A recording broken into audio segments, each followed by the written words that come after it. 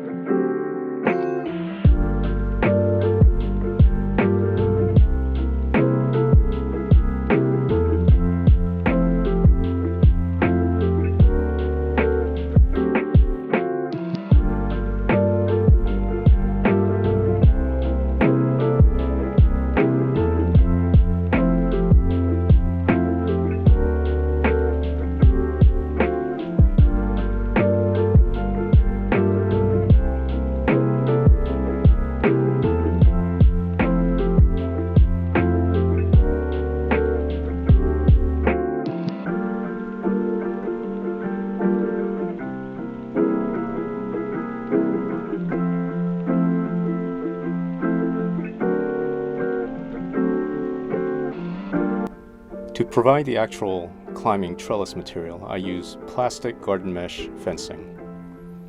It's fairly economical, and I can cut strips as needed. I use twine to tie pieces together if needed, and best of all, at the end of the season, I cut away all the dead vines and the twine, roll it up, and store it for the next season's use. I must have used this same mesh over and over again for the past 5 or 7 years. You could even leave it up through the winter and it's ready to use in the spring. But wifey would get upset, so I take it down in late fall and then put it up again each spring.